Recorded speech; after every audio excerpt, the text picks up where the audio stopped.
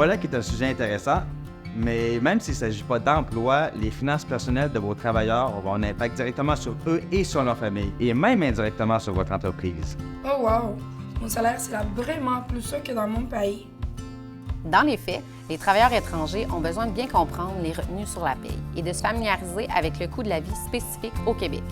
C'est un rêve pour plusieurs de venir travailler ici.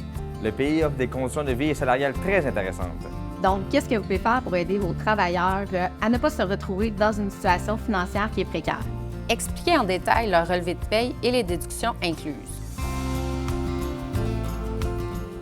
Hey! C'est quoi la RRQ, RQAP? Puis là, les 100 impôts sont vraiment chers. Comme ils sont des membres récents de notre communauté, ils ont besoin de comprendre ces déductions et surtout ce à quoi elles servent pour être rassurés. Expliquez-leur que cela permet d'assurer un filet social à tous et que cela les inclut. Parlez-leur également d'exemples concrets selon leur situation personnelle. Le RQAP, c'est le Régime québécois d'assurance parentale et le RRQ, c'est le Régime des rentes du Québec. Pour les impôts payés au gouvernement, ça permet de financer les services publics comme l'éducation, la santé et bien plus encore. Ces services-là sont disponibles pour toi et ta famille à différents niveaux et même les entreprises payent des impôts. C'est notre devoir à tous. Est-ce que j'ai vraiment droit à ces assurances? Bien sûr, je vais t'expliquer. Prévoyez les questions que vous pourriez avoir.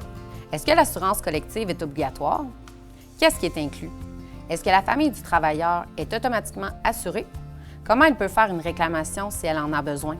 Présentez clairement les dépenses courantes à planifier. Allô? Salut! Peux-tu m'aider à m'en charger plus cher dans ma facture?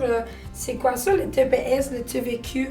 En ayant expliqué les taxes qui s'ajoutent aux biens de consommation achetés, ils seront moins surpris lors de leurs premiers achats. Les taxes sont une source de revenus pour le gouvernement. Comme l'impôt, les taxes servent à financer les dépenses de l'État, dont les services publics.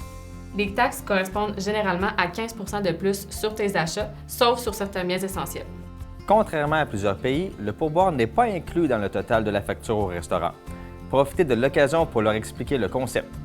D'ailleurs, quand tu vas au restaurant, il est fortement recommandé de donner un 15 % de plus en pourboire. C'est pour le serveur.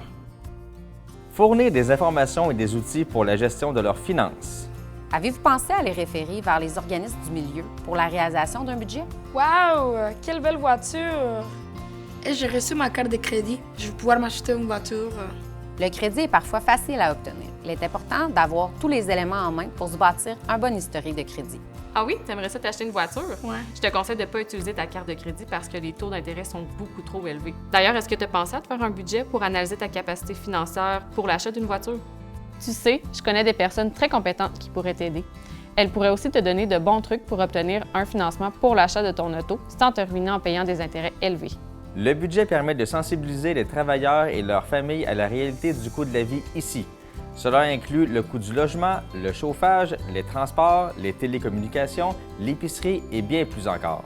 Ces coûts sont généralement appelés à augmenter si les familles des travailleurs viennent les rejoindre. Le budget leur permet aussi de comprendre leurs propres limites d'endettement et tout le soutien financier qu'ils peuvent envoyer à leurs proches. Et ça, sans mettre en péril leur santé financière au Québec. Des rencontres individuelles sont possibles dans les CJE, tout comme à la CIF Appalaches, Beauce et Chemin. Cet organisme est dédié au développement de l'autonomie financière de ses usagers. Les travailleurs peuvent également communiquer avec leur institution financière au Québec pour les conseiller quant à leur investissement futur. Merci. J'aurais sûrement commis une erreur sur les cubes de la motion. Oui, je comprends. Puis aussi, j'aurais te demandé de faire du temps supplémentaire pour pouvoir payer tout ça. Oui, mais tu sais, je peux pas te garantir du temps supplémentaire. Oui, je sais. Est-ce que vous les avez encouragés à participer à un atelier sur les finances personnelles? Le Cégep Beauce-Sud et le Cégep Beauce-Nord offrent plus d'une dizaine d'ateliers dans le cadre du programme Mes finances, mes choix. Les sujets sont très variés, en passant du crédit à l'épargne, au surendettement, à la protection du consommateur, au cellulaire, aux services financiers, aux assurances et même aux impôts. Les intervenants peuvent se déplacer en entreprise pour informer vos nouveaux travailleurs. Ah oui, vous avez des ateliers sur les impôts? C'est pas pareil pour tout le monde? Presque. Comme un statut temporaire au pays, c'est important de vérifier s'ils sont considérés comme résidents pour les impôts, parce que ça va affecter les déductions et les crédits auxquels ils ont droit. Savez-vous qu'il est possible qu'un travailleur soit non admissible au montant personnel de base et qu'il pourrait payer des sommes importantes lors de sa déclaration d'impôt? Validez leur statut de résidence aux fins d'impôt avec votre comptable lors de la réalisation des premières payes pour éviter les mauvaises surprises. Avez-vous pensé à leur parler des programmes gouvernementaux auxquels ils peuvent être admissibles? Par exemple, les allocations familiales, le crédit pour la TPS, le crédit de solidarité, l'allocation logement, etc. Sachez que selon le statut d'immigration, l'admissibilité au programme peut être différente. Finalement, avez-vous pensé à les référer vers des partenaires de confiance pour le transfert des fonds dans leur pays? Plusieurs options sont disponibles. Dans tous les cas, assurez-vous de la sécurité de ces options avant de les référer. Moi, je pense que je vais avoir besoin d'aide pour bien faire les choses. Inquiétez-vous pas, on va être là pour vous aider. Merci beaucoup.